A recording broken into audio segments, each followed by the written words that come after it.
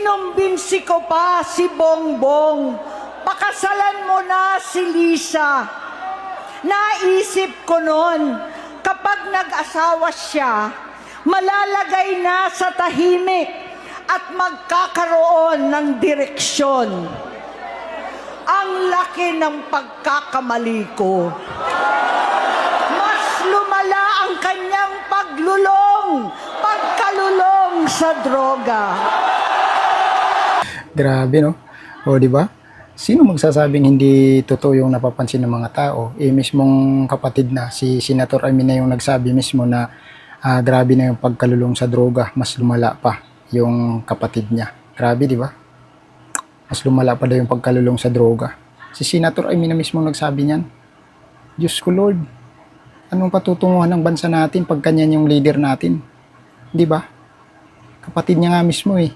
Grabe yung pagsisisi, di ba? Kasi nga, mas lalong lumala at mas lalong nalulung daw sa droga.